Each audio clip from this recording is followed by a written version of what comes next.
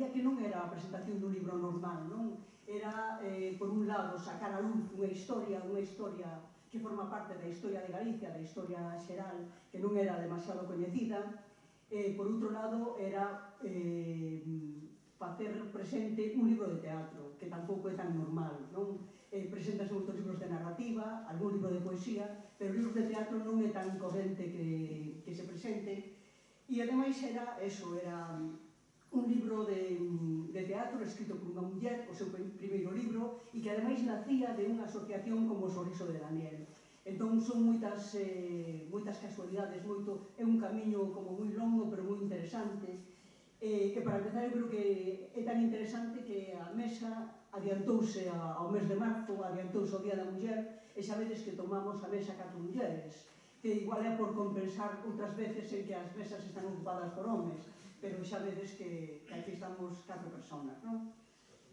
Como vos decía, é o seu primeiro libro, pero que a mí é un libro que cando se presenta, que se fai con un objetivo, e que cando se presenta, justamente, acaba un premio, non? O premio Álvaro Cunqueiro de textos teatrais, por lo tanto non é ninguna cousa que pasaba por ali e de pronto caeu a breva, non? Ben, tamén me parece moi interesante o feito de que a literatura se adiante a historia, non?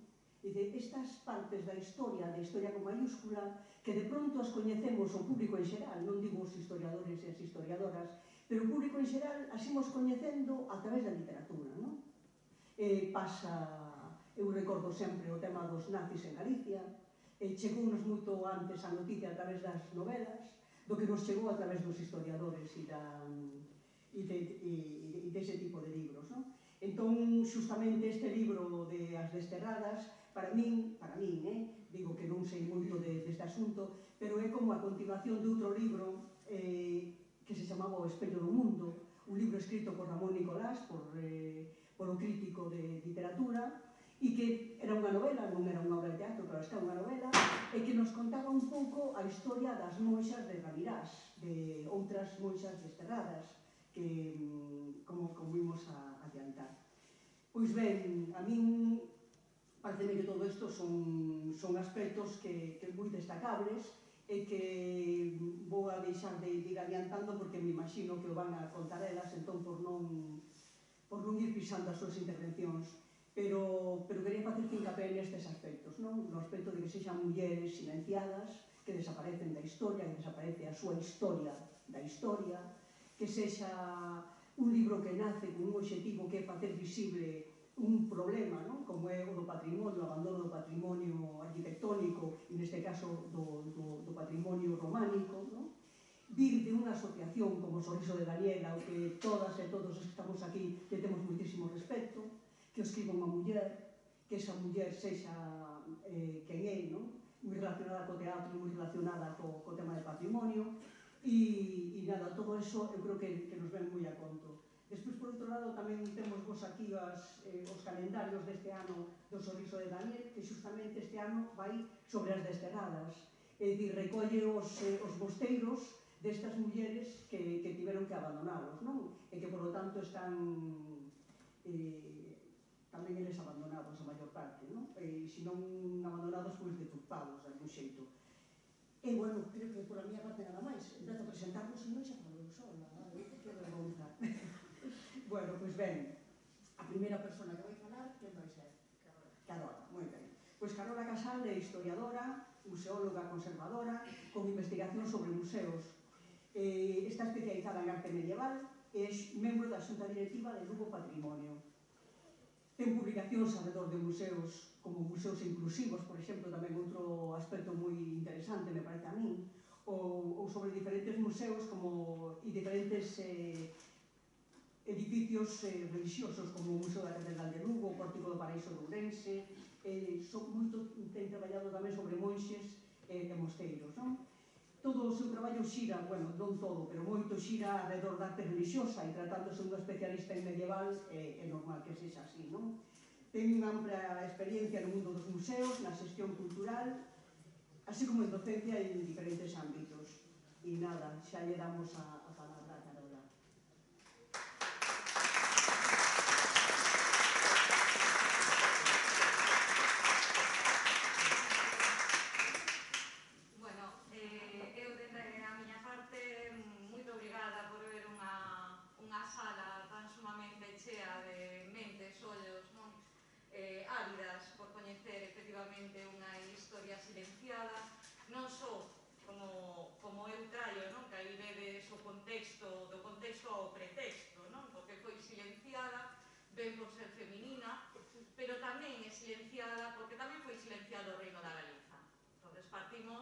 de un problema inconmensurable por agora dentro da historiografía. De feito, é cuanto máis que salientable, como decía neste caso Pilar, que nos vayamos ao que as cousas se saquen a través da literatura en vez de a través da historiografía.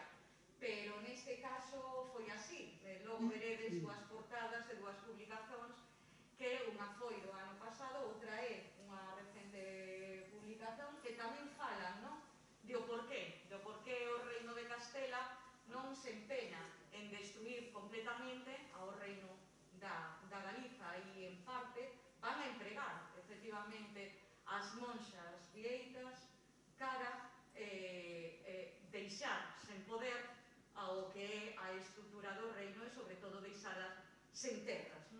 Pero, bueno, empezando un pouco, é moi breve, xa que aquí é nada máis que contextualizar unha situación, e aquí, ademais, a voz, eminentemente, será a de Carmo, a das desterradas, e como lle puse nun WhatsApp onte, ou hoxe pola mañá, a de Beatriz Cabeza de Vaca, a última abadesa de San Paio de Albeos. Pero, bueno, entrando no tema, de cando as mulleres vieitas galegas se tornaron prófugas, a maioría realmente dos mosteiros, tanto masculinos como femininos, xa señan vieitos ou do Cister, van a ter unhas orixes altomedievais e, como tal, van a ser mosteiros eminentemente dúplices. E a partir do século XII, nun momento que as deixan e os deixan sin subvencións ao monarca, neste caso Afonso VI, lle facía moita falla que os mosteiros galegos se incorporaran á orde vieita para tamén xestionar o poder dentro do seu reino. Respecto á fundación, casi todas as casas monásticas femininas van a ter detrás o respaldo de outras mulleres, de mulleres neste caso que van a integrar unha elite dentro do noso país, que vai a ser a elite da nobreza e máis da realeza. Cabe destacar que dende mesmo a Afonso II no século IX, todos os monarcas iban a ter, ou nacían na Galiza, ou iban a ter unha esposa galega. Non se concibe un matrimonio de un monarca daqueles que as crónicas se chaman Asturias, que realmente eran galegos.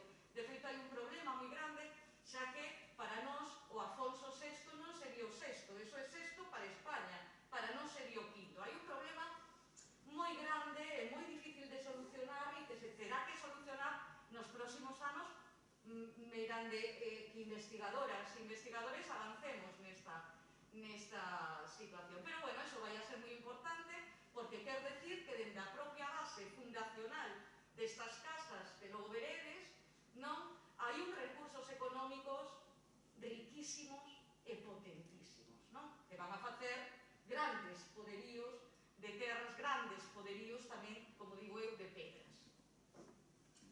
Pero, bueno,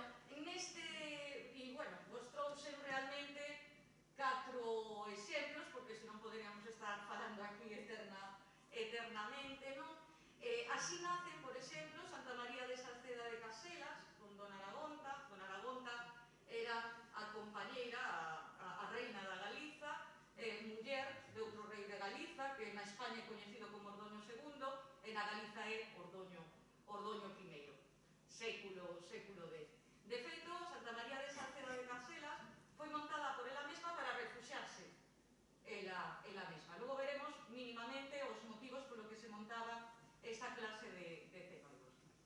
San Salvador de Sobrado de Trives e Santa Trega da Belenda, por doña Ximena Gutiérrez, San Salvador de Ferreira de Pantón, o único mosteiro feminino que sigue con observancia na actualidade e que muda tamén a finais do século XI de ser un mosteiro, Santa María de Ferreira de Pantón, masculino, a pasar a ser feminino a partir daquel momento e trocar de nome. De feito, eu a este mosteiro sempre chamo Santa María, nunca lle chamo do Divino Salvador ou do Salvador. San Cristóbal de Ormeá, por a condesa Lupa Pérez, Santa María de Tomiño, de Urraca de Troncoso, San Pedro de Vilanova de Dozón, por Gunrodo Suárez. Non citarei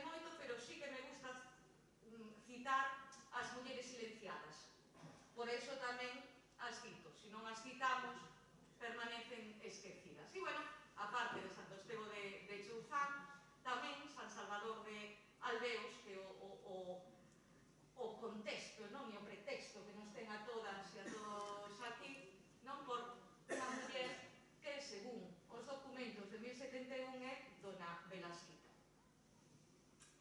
Realmente, Doña Velasquita exerce os seus dereitos á propiedade, ben de antigo pasa a herdanza dela, e ela decide en 1071 donalo a muller que tedes na imaxe, a infanta daquela Dona Urraca, que será e é a condesa de Lugo naquel momento, e que acabará tendo todo o poderío do seu pai, e como tal vai a ser monarca da Hispania, das Españas, que como recolle nas crónicas hasta o século XIX, os reinos de Castela e de León, e diferenciando a Galiza máis a Asturias, pois dona a Urraca. Urraca, aí tedes, non me vou a parar en ler o documento, non, que está no arquivo diocesano de Tui, que está tamén no tombo de Tui, recollido de conforme lle dona realmente por os bens que Dona Urraca tivera cara a ese monasterio e tivera cara a familia, neste caso, de Dona Velasquita. E que fai Dona Urraca? Realmente, Dona Urraca o que fai é donalo a Catedral de Tui, pasar a ser poderío da Catedral de Tui. E grazas a que pasara a ser parte da Catedral de Tui, cando vamos a ter a primeira referencia de San Paio de Albeus, collida por Sandoval, donde nos conta, non? Nesta imaxe, nese primeiro folio, non? Que ten ese libro, nos ven contando que Albeus fundouse, neste caso, por Hermoixio, que viña sendo o tío de o neno Paio, non? Neno Paio, que falece en Córdoba, que é martirizado, que tiran as súas cinzas, as súas osas ao río, que son recollidos, e que a cabeza vai para un cementerio, o corpo para outro, e, como non ten nada, funda ali na memoria do seu sobrinho, que dis que nace no mesmo Crecente, este mosteiro. Nos remontamos, pois, ao século X, vale? Entre o 911 e o 925 é cando se di que nace e falece o neno Santo Paio.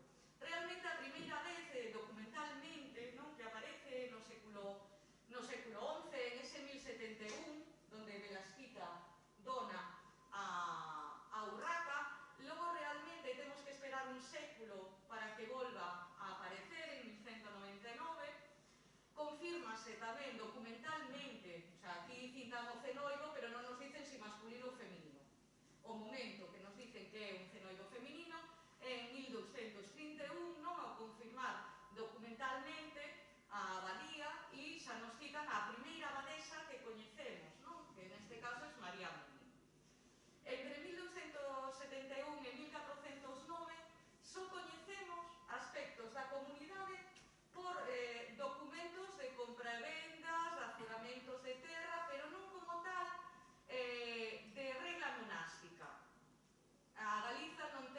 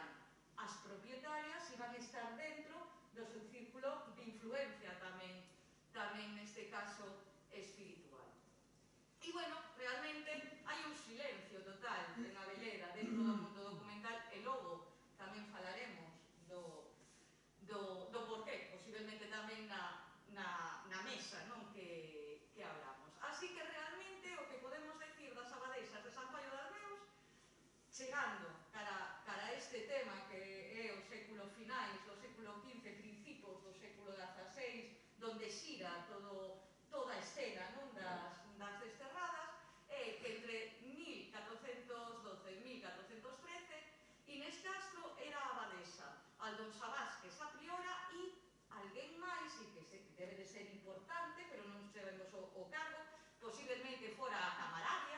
A camararia era aquela persona que se ocupaba de repartir a facenda dentro dun mosteiro, non? Tanto para ti, que eres a porteira, tanto para ti, todo isto, porque había moitas partes, e digo tanto para ti, non son monetarias, sino que son en especias, non? Porque había determinados cargos que sí que tiñan que ter ao seu carón determinadas especies, como centeo, etc., para facer pagos ou para facer outra serie de cousas. Pois sabemos que estaban ali e que había unha tal dona Constanza López que posiblemente tamén fora unha persoa moi importante dentro do Cenoibo. E logo, o último que sabemos é de 1400, non sabemos, 90, 80 e pico, pero máis ou menos debe de andar pola década dos 90, ata 1101, dona Beatriz Cabeza de Vaca era a abadesa, e era a abadesa que lle toca vivir unha situación tan sumamente forte como é que foi desterrada, non, das súas propias terras. E, bueno, dentro deste mundo, non, de potentes mosteiros femininos abertos moitas veces para que mulleres con vocación religiosa se introduciran neles, mulleres en matrimonio digno, non, ou ventaxoso, se meteran neles, mulleres viúvas tamén foran para ali, sobre todo mulleres libres, intelectualmente libres, que sin estar dentro dun claustro non poderían optar a os grandes libros que puderon ler e escribir tamén dentro dese claustro. É así que na provincia de Lugo, como dixemos, San Salvador de Ferreira de Pantón, Eiré, San Fil de Cangas, San Xiao de Lobios, Santa María de Pesqueira, San Xoán da Cova, Santo Estevo de Chouzán, San Miguel das Pegradas, Pontevedra, Santa María de Salceda de Casela, San Suso de Codeseda, San Pedro de Ansemil, Santo Estevo de Castelán, San Paio de Albeu, Santa María de Tomiño, Santo André de Orlea, Santa Valla de Donas, en Ourense, San Salvador de Sobrado de Trives, San Pedro de Ramirá, Santa María de Castelo de Miño, Santa Mariña de Asadur, San Miguel de Bóveda, San Pedro de Mosteiros de Lobais, e en A Coruña, que é o que hai menos, non, dentro da provincia, Santa María de Conso, San Cristóbal de Ormeá, Santo Estevo de Piadela, San Mamé de Seabia. E aquí me quedo limitándome as irracionais fronteiras, non, que ten esta terra nosa que se chama a Galiza, porque como vedes no mapa que vos puxen al lado, é un mapa de 1064, a Galiza chegaba aos confins dos Pirineos e baixaba, non case hasta Lisboa, pero sí que baixaba ben lonxe, non? Estou reducindo realmente o que hoxe consideramos, non, nesa ruptura total con a terra como de Galiza do Sul, sobre todo, non, de a Galiza. Moitos máis hai. De feito, eran poderíos que moito máis numerosos que os poderíos masculinos e tamén moito máis fortes, porque os masculinos sempre andaban a guerras, en cambio os femininos non o facían, como que tiñan máis réditos económicos tanto pola alma das defuntas e dos defuntos que lle aforaban ou lle daban privilexios, etc., porque naquel momento millor que as monxas e monxes para transmitir as túas oracións, non, a Deus ou ao Santísimo, non había outras persoas. É así que vamos a ter os mosteiros con sólidos patrimonios monásticos, tanto de parte fundacional, polos réditos dos privilexios e das donacións realizadas por doquier, por raíñas, nobres e plebeyas, non, e plebeyos. Vamos a ter eses poderosos, non, abadengos femininos con dereitos patrimoniais sobre as igrexas, os mosteiros, sobre a terra, con unha política, además, expansiva de compras de hortos, compras de monte, para tamén poder aforar e poder vender, e que, ademais, eran totalmente independentes e autónomas desde o punto de vista fundacional. Sí que, efectivamente, en contadas ocasións, e que non supuxo nada para a existencia deses mosteiros, houbo a incidencia de monxes. Vale? E estes son casos como pode ser Chouzán e outro máis. As mulleres eran independentes, eran libres e xestionaban as súas rendas dentro do monasterio como millor pensaban entre o claustro, bueno, ou a señora abadesa. Aquí hai que non foi todo rosas, non,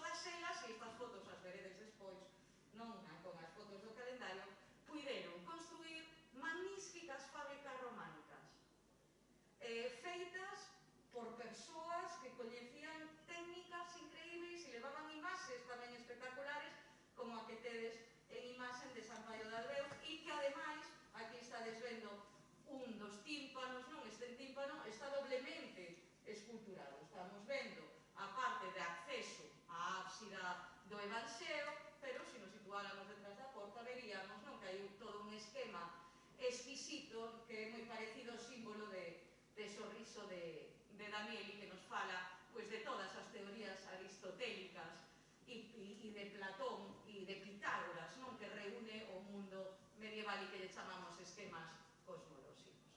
Pero, bueno, realmente estas mulleres, non, que se refuxiaron dentro dos claustros, desto de Cenoibos, mulleres que ademais eran arquitectas e constructoras, eran miniaturistas, pintaban a caballete e tamén pintura mural.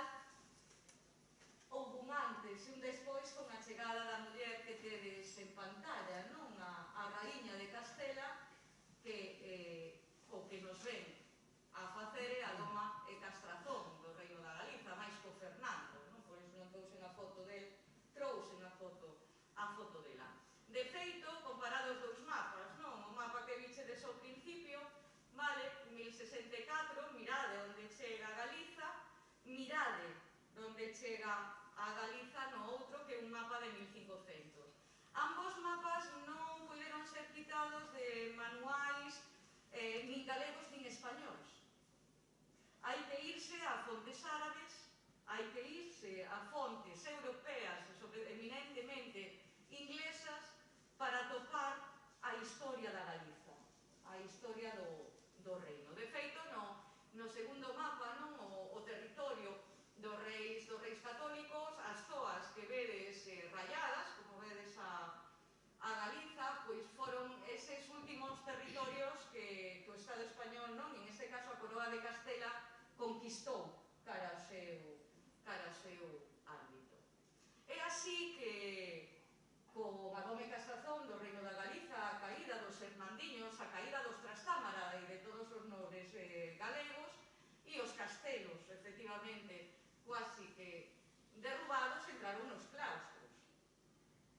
E as mulleres, como nos pasa no mundo da arte, inmemorialmente, dende que existe unha muller artista, non? Ou dende que existe unha muller poderosa, cando non poden con ela, comenzan a dotalas de mala reputación, comenzan a enchir as súas vidas de mentiras e acaban con a violencia dos suizos, que foi aos que someteron, entre outras, a Beatriz Cabeza de Vaca.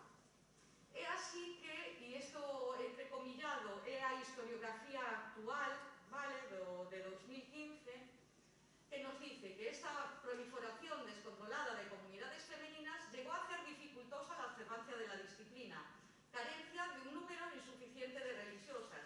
Mentira, o máis normal é que tanto en mosteiro masculino ou en mosteiro feminino houbera máis ou menos 13 monxes.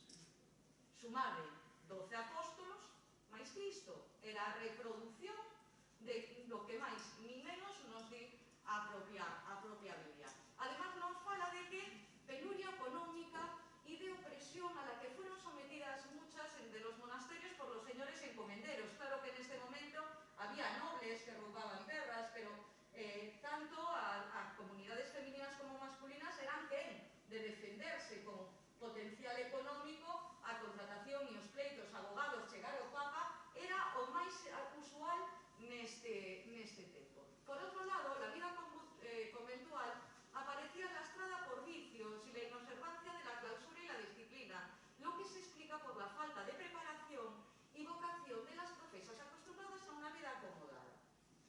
Esta situación no favorecía el cumplimiento de las obligaciones religiosas y una conducta moral estricta.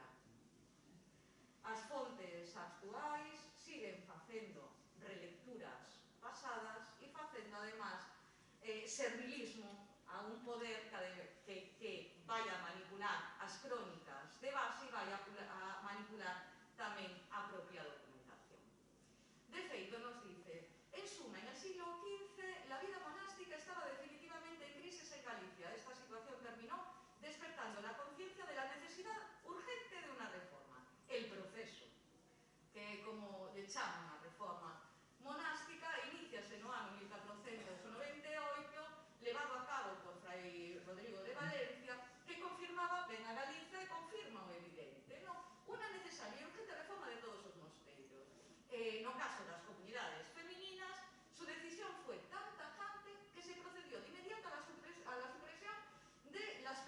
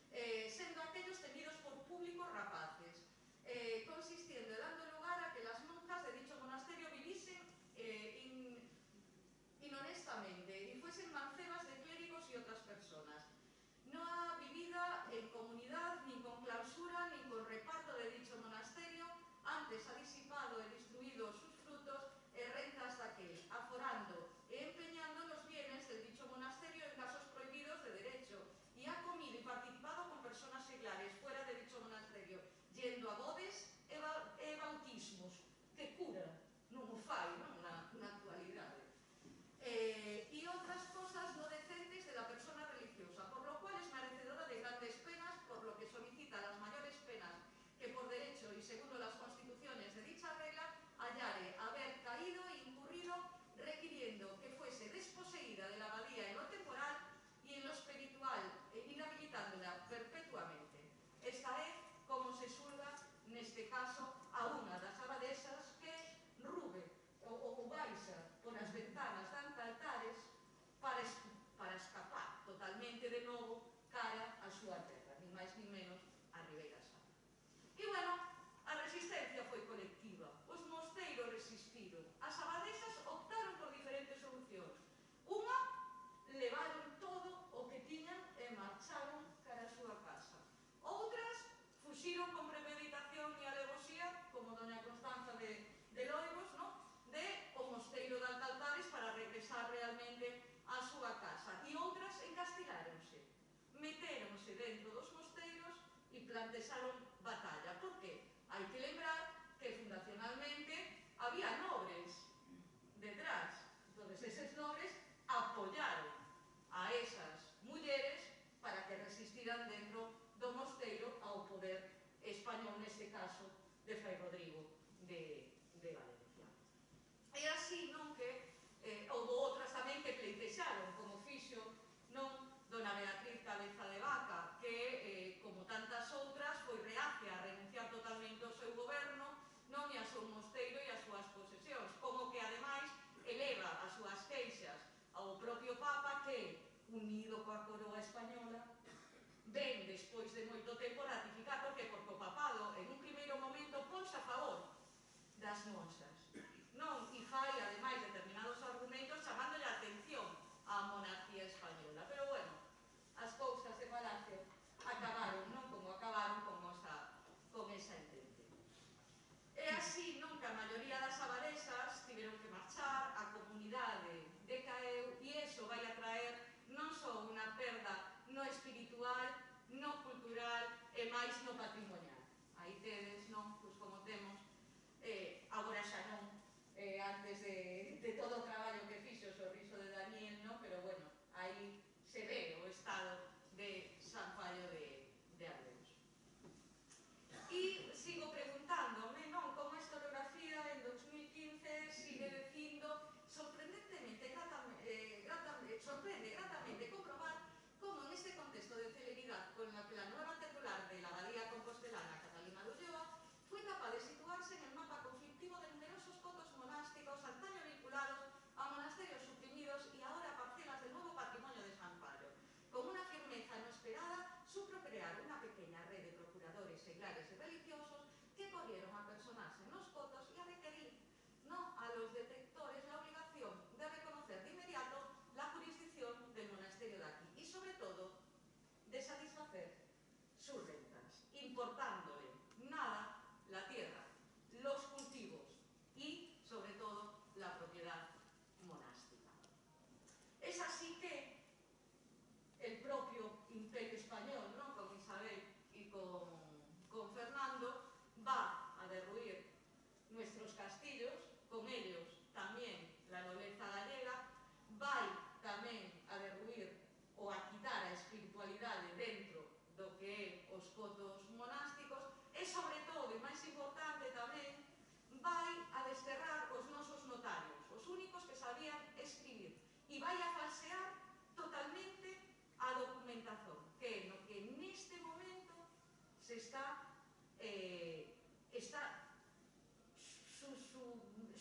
subindo tanto con as desterradas que rompen o silencio e tamén con estes dous libros que vos falei ao principio, un que é o Reino medieval da Galiza, crónica dunha desmemoria, premio de Historia o ano pasado e con autores de Andrade Cernadas e López Carreira, e outro que tamén se está presentando estes días, non,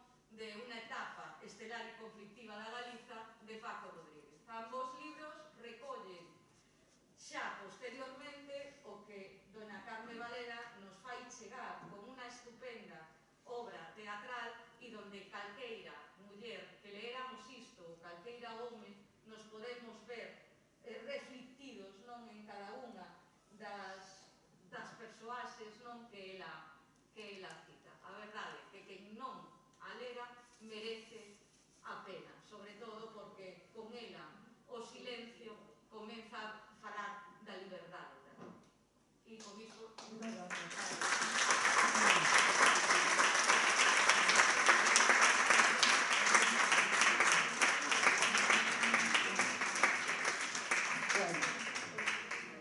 Pasamos logo a parte literaria, non? Ahora vai facer a crítica, por decirlo así, vai non facer a Ángela Gracián. Ángela é escritora, sobre todo unha escritora de literatura infantil e juvenil, ten unha dúcia de libros e ten varios premios como Furia de Dora Vázquez, de narración, o premio de Meiga Moura, etc.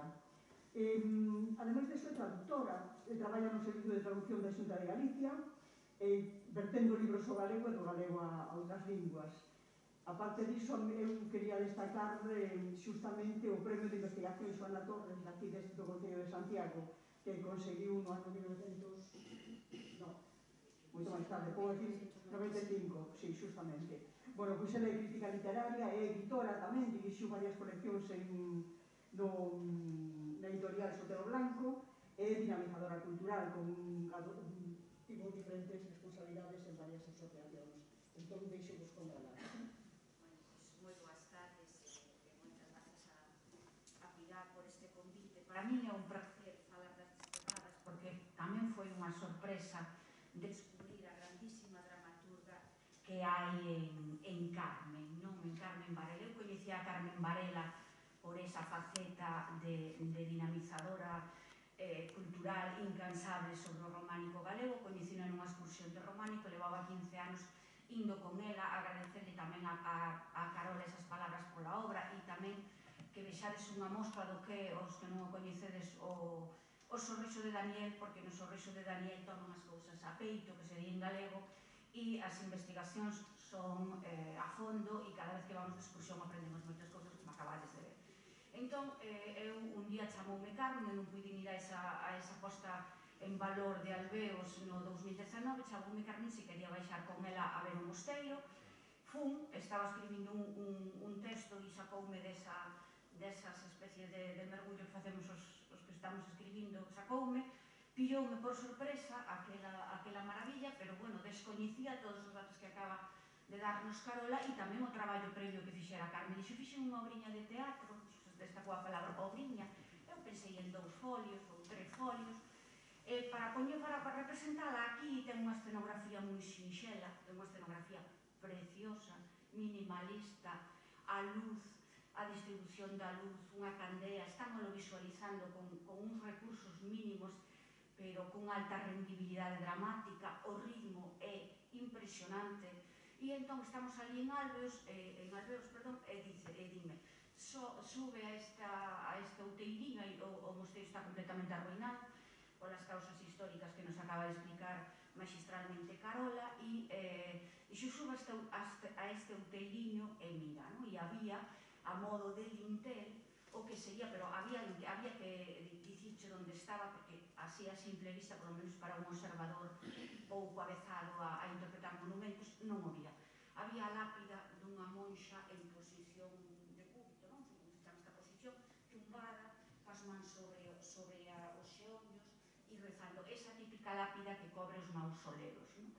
Eu non tiña máis detalles da obra. Cando chegamos a casa, Carmen mándame as Desterradas, eu a medida que ia lendo e dicindo, pero aquí hai unha grandísima obra de teatro. Primeiro, como filóloga e como traductora que acaba de dicir Pilar, e con ese amor, ademais de ter mamado a lingua galega dende a miña infancia, recoñecerlle o valor do galego que hai en as Desterradas. Esta tarde relía e admiraba esa maravilla lingüística de xenio que capta a esencia do popular, que é en sí o galego que ten esa obra, pero logo a súa dramatización, xa digo, esa posta en escena que vai do personal, do particular, desas 5 monxas ou 4 monxas e media, e unha noviza que está aínda un pé dentro do convento e outro pé fora, desas monxas que viven unha especie de autarquía de felicidade, que tamén é unha maravilla, non? realmente son 4 labregas que son conscientes do seu poder económico, que viven ligadas á terra, pero conscientes da liberdade que lles outorga ser donas da terra, non? E ter ese poderío de non estar supeditadas a ninguén. A propia caracterización desas 4 personaxes son artistas, como decía Carola, e así o toma Carmen, con eses vimpios históricos que ela recoñece na introducción, aos que accede grazas a estas investigacións de xente que se vai achegando ao sorriso de Daniel e vai poñendo en valor, destapando e axustando contas coa historia. Realmente ela toma eses datos, pero failles un intensísimo traballo literario, que é o gran valor das Desterradas. A parte do valor histórico que pode ter de axustar contas da historia de drama histórico, de drama feminista, a altísima calidade que hai no texto, non? Esas monxas que empezan a tecer, a bordar o manto de veludo da Virxe, pero realmente fano coa sensibilidade de estar pintando un cadro. Cando rezan sentimos esa música deses rezos en latín, e logo cando traballan tamén é unha sensación de estar en paz, non? De estar en felicidade co que un está facendo, e cando chega esa carta de Castela para dicirlles que teñen que marchar, que é unha usurpación, é un espolio do seu, non? E a distinta actitude que van tomando as distintas monxas, desde a rapaciña que non entende nada e que ven do pazo, que o lector vai descubrindo o que significa para ela tamén estar, por un lado, pertence a unha familia con posibles, por outro, quere esa vida de felicidade que para ela o convento. Logo está unha personaxe que é Sor Elvira, que sería a rebelde, que está inspirada nesa lápida que Carmen me ensinou e que estarei sempre en débeda por poñer alveos no mapa con esta magnífica obra, porque foi un día extraordinario tanto por visitar a Deus como por logo ler esta magnífica obra de teatro. Está tamén a abadesa, que non é ben a abadesa, pero sí que lle recoñecen a súa autoritas, que non autoridade, que non poder, e que é que toma un pouco as decisións, e as que, de alguna maneira, lle recorda como están poñéndose en boca da xente e que teñen que levar unha conduta estricta. Por detrás está a historia, por diante está o que Unamuno chamaba a intrahistoria, é dicir, a reconstrucción persoal que Carmen fai dos feitos para presentarnos esta particular visión do acontecido, non? Son personalidades moi diferentes. Logo hai unha rapaciña que entra e sae do convento levando mandados, que representa un pouco unha certa simplicidade, pero tamén o pobo en contraposición co que o pobo pode pensar de estar encerradas, non? Esa sumisa, esa loitadora, esa rebelde, esa insumida, facéndonos ver a experiencia postergada por esa versión oficial. É moi interesante que Carola nos trouxera aquí unha nova versión oficial dos feitos e que xa Carmen o fixese dende o teatro, porque é un axuste de contas e unha aposta, unha saída á luz do que realmente sucedeu, non? Desa doma e castración de Galicia, e neste caso das mulleres, porque sí que tiñamos idea de outros persoeiros como era Pedro Madruga ou o de Mondoñedo, pero non lera nada sobre mulleres, non? Entón esta peza súmase ás pezas de teatro histórico galego, que hai tantas e tan magníficas, pero ten ademais a grandeza de ter como as mulleres como protagonistas. Eu creo que me dixo Pilar que era polo tempo, por non citar un pouco que les conto un pouco Carmen, que sempre é un placer escoitar como se van tecendo estas obras mestras, non? Esa utopía da felicidade, porque pode sorprender que o convento, para os que estamos un pouco alleos a ese mundo, pero está presentado como unha gran casa de labranza, onde hai esa autonomía e esa liberdade para as mulleres, ás que se referiu Carola, e unha mostra da felicidade como utopía, non? É esa necesidade de dicirnos o que as fontes oficiais non nos dixeron. Hai un dos grandes retos de todo escritor é a verosimilitude, é dicir, trasladarlle algo ao lector que non tivo por que ser así, pero que é creíble, porque o escritor o fai creíble. É dicir, non é verdadeiro, pero é verosímil.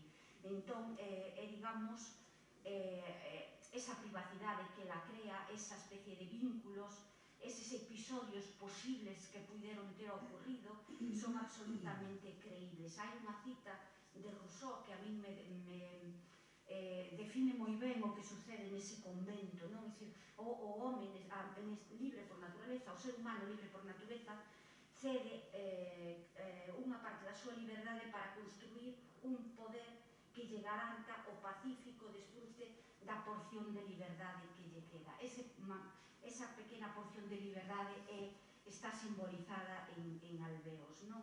É a visión da arte do teatro en xeral, é particular, é a utópica reivindicación desa liberdade. Así, As Desterradas é para min esa reivindicación da liberdade, é o axuste de contas coa historia, non? Fálasenos, como ben dixo Carola, e non quero insistir niso, na violencia, no sometemento, na represión, na vilipendiación das vítimas.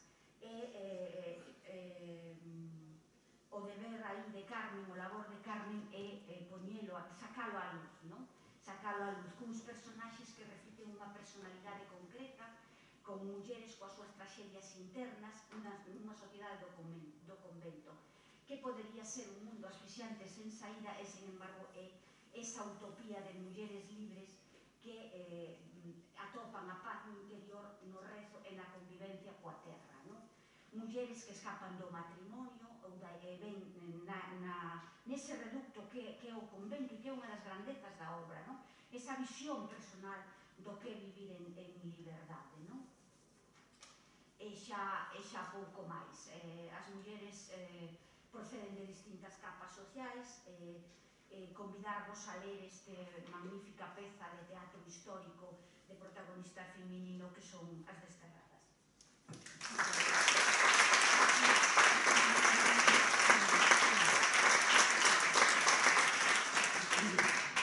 Ben, pois logo xa lle imos dar a palabra a Carmen, non a autora. Bueno, de Carmen habrá que decir algo tamén, non? A situala, porque contextualizar. Estás nos comendo tempo. Non, porque al se aportouse moi ben e aventou moito, correu moito. Bueno, pois decía que Carmen Varela é escritora e activista. Como escritora, aparte desta obra, pois publica en medios de comunicación de vez en cando, pero sempre con un objetivo. É dicir, non é unha persona que escriba por amor á literatura, sino por amor a outras cousas, penso moitas veces, non? Pero, bueno, ela escribe. É unha traballadora da cultura, traballou na Fundación Castelao, foi a secretaria técnica durante 12 anos, regresa ao mundo do teatro, a un mundo onde xa estivo e onde traballou moito, non? Desde finais dos 80 está vinculado ao mundo do teatro, especialmente en tarefas de producción e distribución para compañías como Llemol Tranvía, Moza e Beza, Sapristi, a empresa de servizos técnicos RTA ou o Centro Dramático Galego, onde exerceu como xefa de producción e xerente. Entendo aí. Non, de xerente deixamo poñer a mí, que queda ben. Pero non existe. Bueno, pero é bonito. E desde 2007 desenvolve a súa trayectoria como profesional nunha empresa de comunicación. Vale, entón damos a palabra. Moitas gracias. Bueno, moitas gracias a todos por estar aquí. Bueno, aos que me precederon na palabra, pois polas súas amables referencias á obra. Eu quería contarvos basicamente como foi o proceso de creación da peza teatral, como cheguei a escribir unha peza de teatro que en realidade se alguén hai sorprendido por ter feito a peza son eu, que non contaba en ningún momento poñarme a estas alturas da miña vida a escribir teatro, non? Formo parte do Sorriso de Daniel dende que se creou e eu creo que a primeira vez que fomos a Alveos debía ser en torno ao ano 2012. Fixemos unha desas saídas que facemos no Sorriso a ver románico, fomos ver as ruínas de Casteláns nos xardíns de Mondariz, fomos ver a Franqueira, baixamos a Alveos e logo cruzamos a Melgaso a ver os mosteiros de Fiais e de Paderne. Eu recordo que cando estaba preparando esa saída, chamei ao cura de a Franqueira para que nos tivese a porta aberta e demais, e ele preguntoume que ides ver. Eu dixenlle, pois imos ver as ruínas de Casteláns en Mondariz, imos ver Alveos, e dixo, boa, tendes boa gana de deprimirvos. E claro, cando chegamos ali, a verdade é que o cura tiña razón. Era realmente deplorable o estado no que estaba, bueno, o de Casteláns xa sabíamos, a desgracia que pasara con Casteláns, que se desmontara por completo e acabou a cachos por aí adiante, e cando chegamos a Alveos o que encontramos foi, bueno, esa desgracia que aínda hoxe está ali, que os restos dun mosteiro que no seu día debeu ser realmente moi importante, pero que están prácticamente desaparecidos e ademais estaban nun estado realmente patético. Nos chegamos e o primeiro que nos encontramos é pois lixo por todas partes. Aquilo estaba convertido nun basureiro, nun punto incontrolado, a maleza cubrió todo e pouco a pouco os veciños foran arrombando dentro do mosteiro todo o que lle sobraba na casa. Pois se cambio a cociña de butano, pa onde levo a vella? Pa o mosteiro. Teño un trator que non me sirve, pa onde o levo? Pa o mosteiro. Que fago coas rodas dos tratores que nos van sobrar? Pa o mosteiro. Entón, aquilo era realmente unha situación que a nós casi non podías entrar, casi non podías cruzar a porta cara ao interior, e nos fixemos o que facemos sempre nestes casos, que antes de nada escribirle a Dirección Xeral de Patrimonio.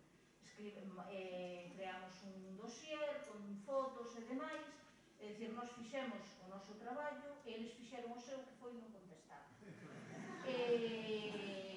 Non pasa nada, sería ben que non contestasen se en paralelo fixesen algunha cousa, pero o certo é que iso era o ano 2012 e chegamos ata o 2019 sen que pasase absolutamente nada. Mais que ver que ano tras ano, cada vez que volvíamos a Alveos, cada vez estaba peor a situación do mosteiro.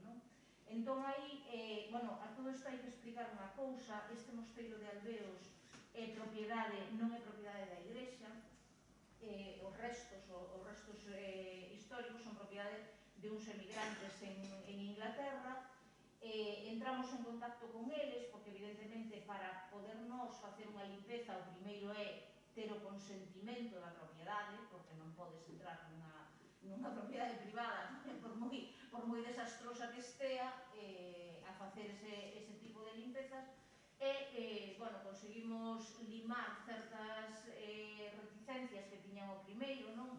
E despois non lastimar, que vai pasar se hai un accidente, todas estas cousas. Cando lles explicamos, hai seguros de responsabilidade civil, hai unha serie de cousas que nos tiñamos xa máis ou menos cubertas, e a partir de aí tiñamos que solucionar outras cousas como, por exemplo, a onde levábamos o lixo, porque o Concello de Crecente non ten punto limpo, entón non tiñamos onde verter todo o que sacáramos dali. Isto xenerounos varios retrasos no proceso, aparte de que había que ter tamén o consentimento da Dirección Xeral de Patrimonio, que pode non contestar cartas, pero ao mellor nalgún momento desperta e podes acabar con unha multa considerable por intervir indebidamente sobre un edificio histórico, o cal é o seu deber, ademais, facelo se efectivamente a intervención non é correcta.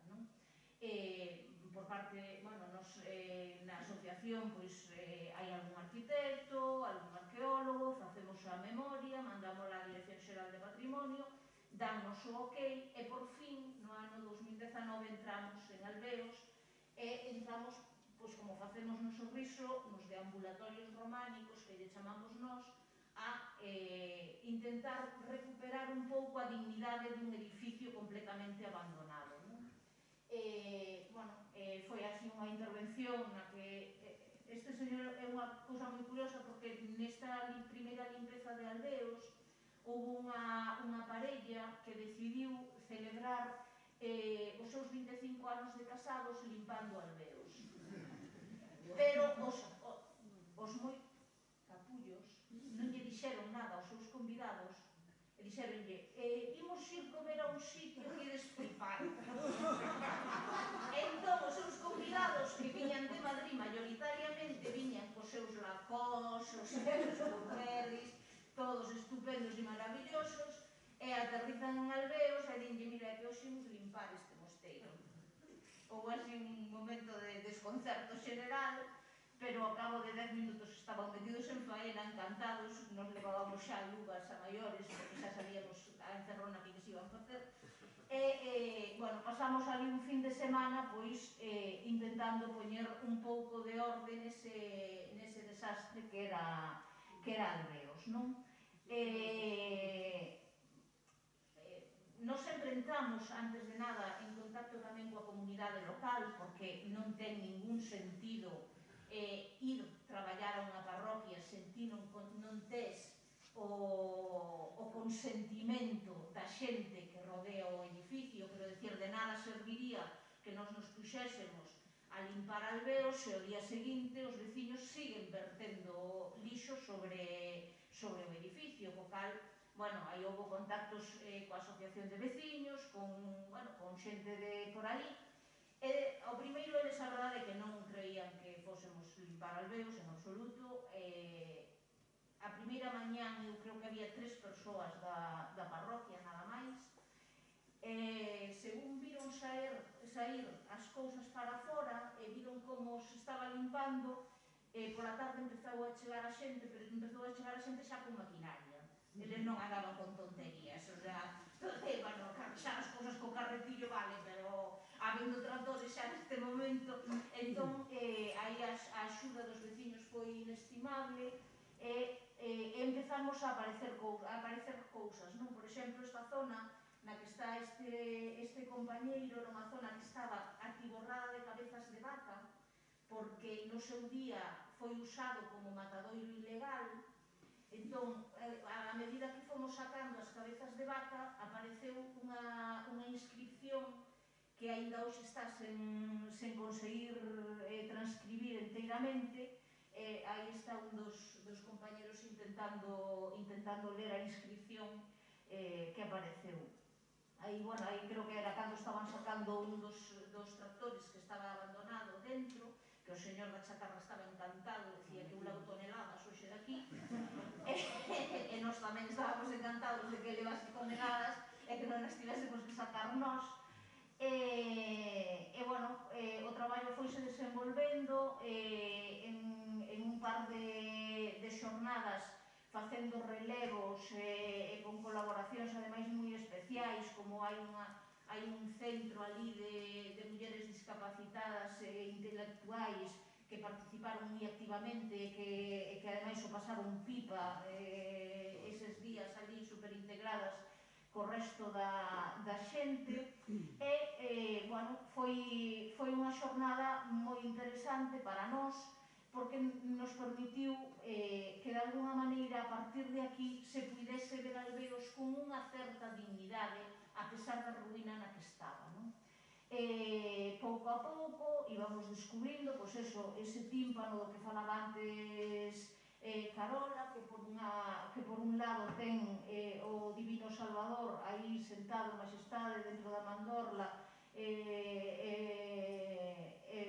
a cada lado un anxo, e polo outro ten esa cruz de entrelazo que efectivamente fai deste tímpano unha peza moi singular porque raramente os tímpanos están tallados polas dúas caras. É o caso de Alveos, ten talla cara ao interior e cara ao exterior, e aí o temos desfacéndose como nada ao sol esperando a que en algún momento caia todo e desapareza un dos poucos tímpanos de dúas caras talladas que hai en Galicia, non? E por fora tamén lles escasean, hai que decir, non é que non seamos máis pobres que os demais en materia de románico, que non nos somos. Aí, por exemplo, apareceu esa peza, esa lauda da Monxa, a que facía referencia Ángela cando falaba da lauda de Sol Elvira, que logo eu metín na obra para que tivese unha explicación todo aquelo, e que, imaginei que sería a última monxa que puido ser enterrada en Albeos, porque logo xa as trasladan a todas para aquí a San Baio de Altares e acabanse os enterramentos en Albeos, pero acabase sobre todo a vida en Albeos, non? Pouco a pouco o edificio foi aparecendo aos nosos ollos coas súas pequeniñas riquezas, e iso permitiunos, de alguna maneira tamén, pouco a pouco, esta cruz de entrelazo, por exemplo, é moi curioso porque hai unha exactamente igual, aínda que un pouco máis, coa incisión máis profunda, en San Baio de Abeleda, outro mosteiro da Ribeira Sacra no que nós tamén traballamos, e tamén está nun tímpano en Zos, na zona da Limia, non? Vanse reproducindo os esquemas dunha igrexa a outra. Gracias a isto podemos empezar a facer actividades. Esta, por exemplo, é unha actividade de un percorrido que fixemos pola zona, na que incluímos a outra igrexa de Albeos, incluímos o Pazo da Fraga, incluímos as Torres de Fornelos, aqueles que lestes xa as desterradas, todo isto sonarados moi familiar, porque son sitios que están no texto, porque é o entorno inmediato do mosteiro e porque sen eses sitios non se poderían explicar, non?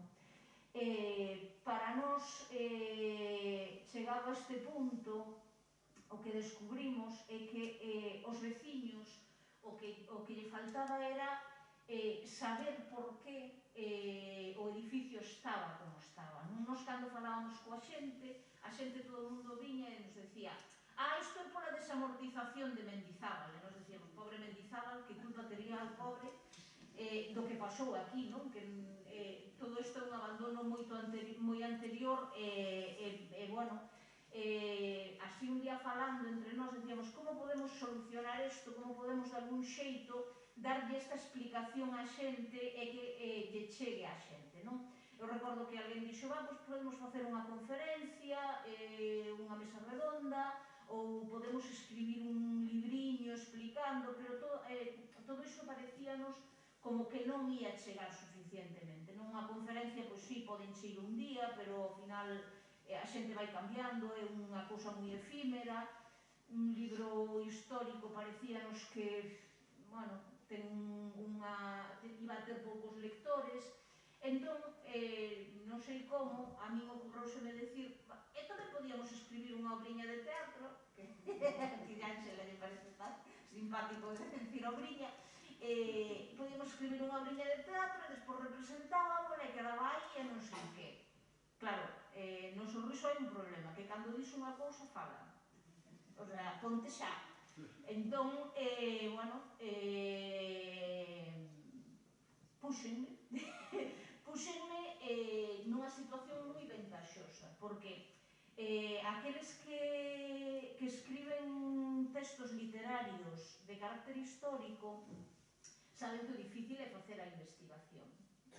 Eu creo que a investigación, neste caso, puxéstela á luz e non era unha investigación tan fácil de acceder, eso tamén ten un valor en sí mesmo, pero neste caso o difícil é, con tanta investigación como había, sintetizar e traer o drama persoal, crear, facelo universal, porque ao final é a doma e castración dos sometidos, é a doma e castración dos débiles, é o rico que avasala ao pobre, aí non quites méritos o que, porque ademais cando se manexa moita documentación dara en píldoras como está aquí, porque realmente aquí o drama son elas. Que decir, eu non sabía nada, eu non estive nesas saídas e non sabía nada de todos esos históricos. Eu seguía pensando que para culpa de Mendizábal. Pesquera parecía obra. Bueno, a obra que antísima, para os que non saibades, supoño que moi sabedes, pasou o filtro do exixente xurado do premio Álvaro Cunqueiro da Galicia. O sea, que non estou dicindo algo que logo se me poderá rebater, porque pasaron... Mira, será me parece mal que me interrumpas, pero que me leve la contraria xa me parece. Retomo. Dar un xeito, eu digo que me foi moi fácil e que fui unha privilexiada, porque todo ese traballo a mí fixeron os compañeros do Sorriso de Daniel. Quero dicir, eu non funden de arquivo en arquivo buscando ese dato que necesitaba para esta escena. A mí, eu chegaba, Benigno, Perfecto, Carlos González, Carola, ibanme dicindo cousas que logo eu ia introducindo na peza, non? Iso é un privilexio, iso é traballar como se foses Pérez Reverte. Con unha pandilla de negros ao teu servicio, non? E claro, para unha tipa que non escribira nunca na súa vida, pois a verdade é que comprenderedes que é un luxo, non? E iso, sen o Sorriso de Daniel non existiría. É certo que eles non o estaban facendo tanto para a peza como o estaban facendo porque nos facemos sempre uns dosieres que usamos logo para as visitas, que usamos para entregar nas institucións cando imos a facer a nosa vida mendicante pedindo intervencións de rescate sobre estes edificios e demais, non?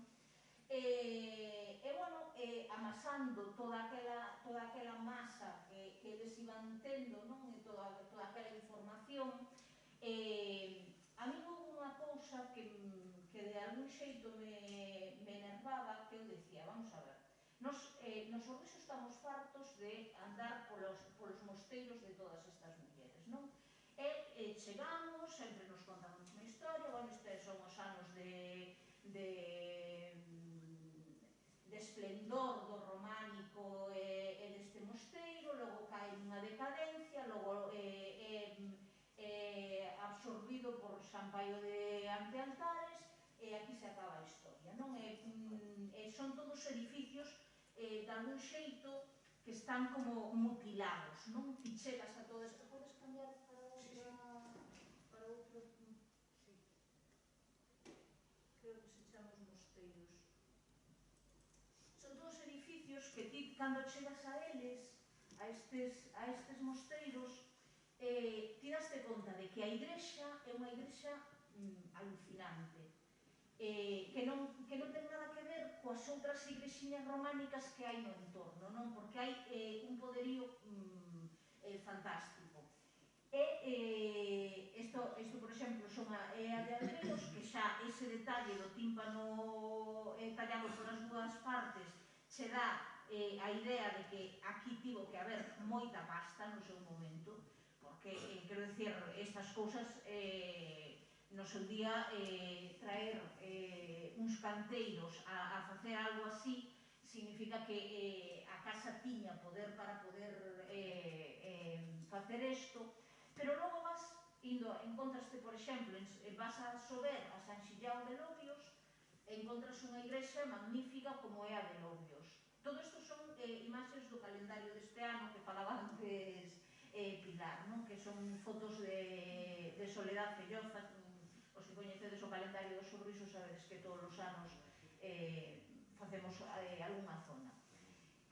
Isto, por exemplo, é a de San Pedro de Lobás, esta é a de San Pedro de Ansemil, esta é a de Santo André de Órrea, esta é a de San Fiz de Cangas, San Fiz de Cangas de Pantón, non de Cangas do Morrazo. Isto é San Salvador de Sobrado de Tribes, isto é San Miguel de Iré, este é San Pedro de Ramilás, na que estaba ambientada a peza de Ramón Nicolás que comentaba antes Pilar. Esta é Santa María de Pesqueiras, este é Santo Estevo de Chouzán, isto é San Pedro de Vilanova de Dozón, isto é San Xoán da Cova. Como vedes, todos edificios realmente moi importantes e aos que lle falta sobre todo a parte do edificio monástico. É dicir, quedan en pé as igrexas, por qué? Porque en algún momento esas igrexas pasan a ser igrexas parroquiais. Entón, o ter uso, salváronse, por así decirlo, non? Non pasou así en Albeos por unha cousa moi clara, que Albeos ten a outra igrexa parroquial case ao carón. Entón, que tamén era de fábrica románica, entón o uso da outra parroquial fixo que San Salvador de Albeos quedase tan abandonada, non? A mí había unha cousa en todas estas visitas que me rechiaba moitísimo. Era como cando fas un puzzle, metes unha peza, quedas máis ou menos satisfeito, pero cando vas metendo as outras pezas, daste conta de que algo non vai ben aí, non? De que non meteches a peza no bo sitio. Explícome. Cando íbamos a todos estes mosteiros, e os guías nos decían, pois, claro, seguindo esa historiografía que as condenaban a estas monxas e nos contaban esa vida sexual libertina que tiñan, que xa quixera Beyoncé e Madonna ter elas, porque vamos, eran unhas, son, vamos, desde logo unhas perdidas todas, ninguén sabía manexar o seu mosteiro, todas eran unhas ignorantes, a todas as tiveron que recluir aquí en Santiago porque non sabían gobernar os seus mosteiros, e decías, coño, pois, para non saberlos gobernar, como coño levantaron todo isto? Porque algo pasa aquí, non? E, por outra parte, eu decía, pero a ver, podeche coincidir que haxa unha, dúas ou tres abadesas que non sigan a regra, que non traballen debidamente, que non respondan o que se espera delas. Pero todas ao mesmo tempo coincidindo coa chegada dos reis católicos. Home, a min resultábame un pouco sorprendente. Ao mesmo tempo decía, vamos a ver, se ti tes un mosteiro e a abadesa non está facendo ben o seu traballo, destitues a esa abadesa e elíxese outra nova. Pero non se opta por esa opción, optase por eliminarlle o poder a todas elas e recluílas aquí en San Paio de Antealtares, non? Eu dicía, bueno, como pode ser que tantos historiadores, vendo todo isto, nalgún momento non se rascasen a cabeza? Non dixesen, como é posible que sigamos dándolle carta de credibilidade a un procedimento no que uns señores que veñen de Valladolid acusan a todas as abadesas vieitas de Galicia de non saber gobernar os seus mosteiros. Todas ao mesmo tempo. Eses mesmos señores, despois de acusalas, xúlganas. E eses mesmos señores, unha vez que as teñen xulgadas, quedanse coas súas propiedades. E a ninguén lle chamou a atención. A min era unha cousa que me poñía dos nervios. Eu decía, pero vamos a ver, pero son eu a única que me parece que en algún momento alguén ten que decir que hai que ler entre liñas. E buscando esa información, chego, por exemplo, a un libro maravilloso que é o do padre Colombás sobre o mosteiro de San Paio de Antealtares, e el, que é vieito e que teóricamente tería que defender o que aquí se fixo e como se fixo este gran mosteiro a conta de suprimir todos os poderes que había repartidos polo territorio galego, el di, a ver, sen dúbida falta documentación, pero é normal que falte esa documentación, porque ninguén quere guardar na súa casa documentación que o comprometa. Claro, que nos di o padre Colombás? Di, ollo, evidentemente, claro que non sabemos que era o que elas decían no seu descargo, por suposto que non o sabemos, porque no momento en que elas o dixeron, no momento en que esa documentación se eliminou. Por suposto que todo eso está calado, pero xustamente ese silencio, xustamente a desaparición de toda esa documentación é o que nos debe, de algún xeito, alarmar e decir que non podemos quedarnos só con esa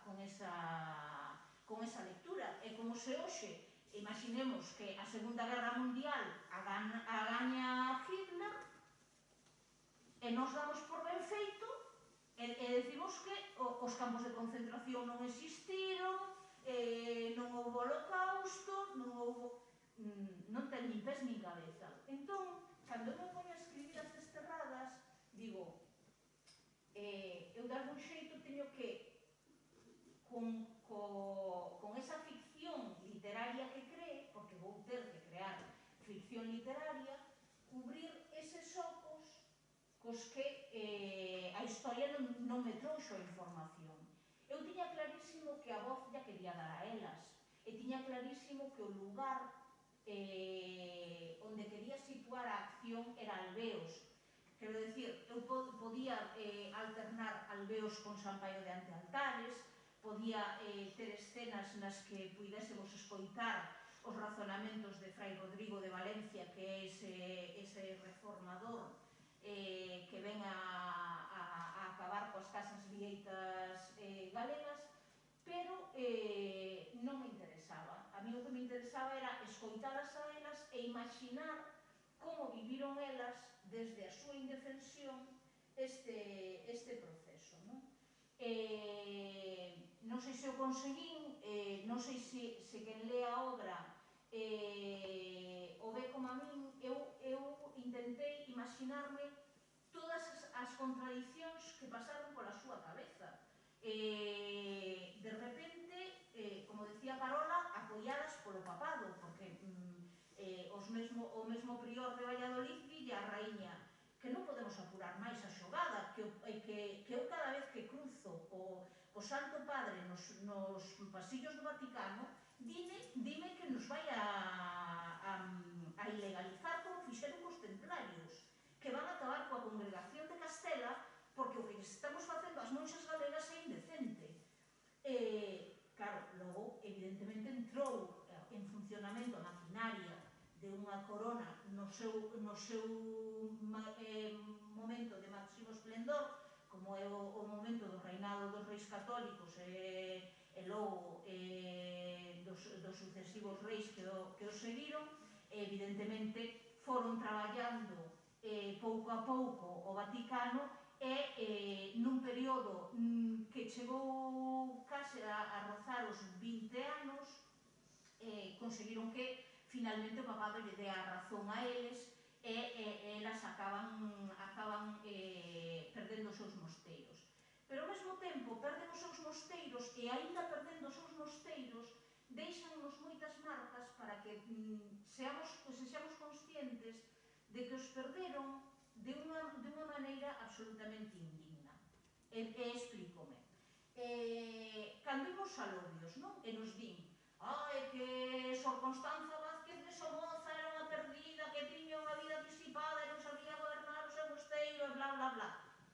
Coño, en base a eso, quítanlle o mosteiro. E logo porque aparece gobernando anos despois a cova. Por que cando xa Valladolid controlaba San Paio de Antealtares lle din, bueno, Constanza, que agora xa aprendeches moitísimo, agora xa non tes esta vida sexual tan loca que tiñas, agora vaite ti pa a cova e arregla aquilo, non? Claro, por que, por exemplo, a abadesa de Eiré consegue que as súas propiedades non acaben en San Paio de Antealtares e acaben pola contra no Hostal dos Reis Católicos, no Hospital dos Reis Católicos, gracias a un xuicio que consigue gañar ela?